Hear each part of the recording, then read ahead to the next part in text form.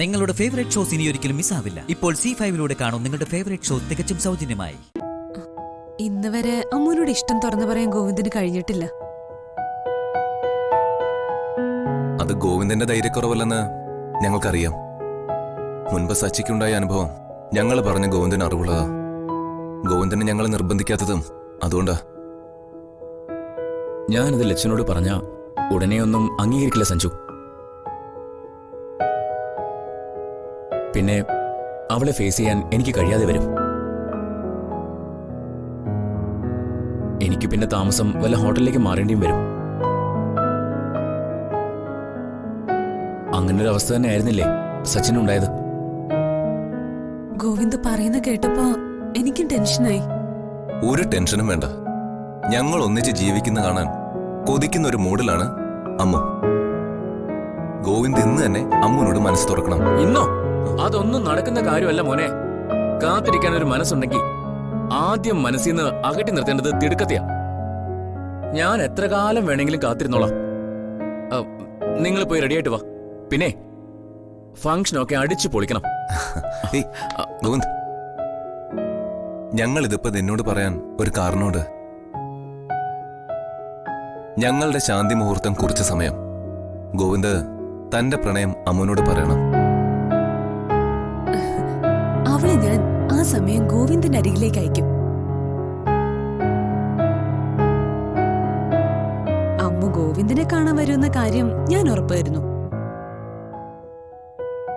അവള് വരാൻ തയ്യാറായില്ലെങ്കിൽ ശാന്തി മുഹൂർത്തം ഞാൻ വേണ്ടെന്ന് വെക്കും.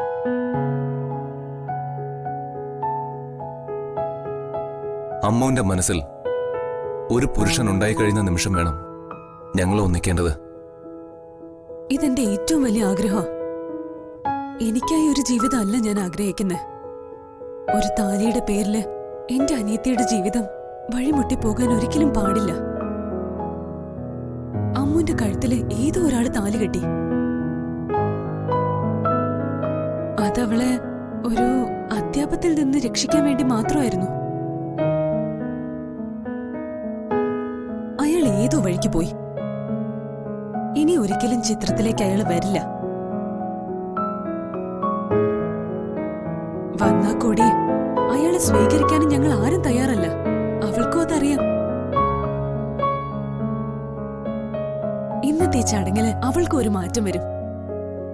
സഞ്ജു സ്വാധീൻ പോലെയാ ഇനി അമ്മുവും ഗോവിന്ദും. അതെ, ഒരു തിരുത്തുണ്ട്. അതെന്താ? അമ്മും ഗോവിന്ദും അല്ല, ഗോവിന്ദും ലക്ഷ്മിയും.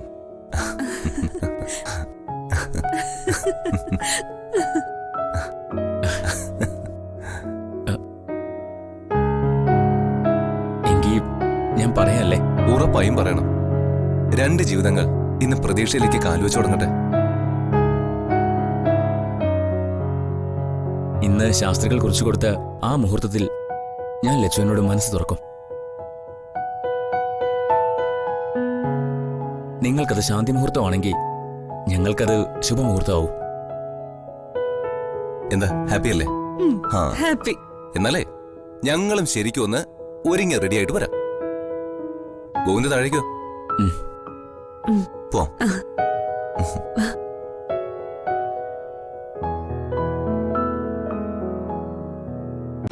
ഡൗൺലോഡ് ചെയ്യൂ C5 ആപ്പ്. കാണൂ എല്ലാ എപ്പിസോഡുകളും സൗജന്യമായി.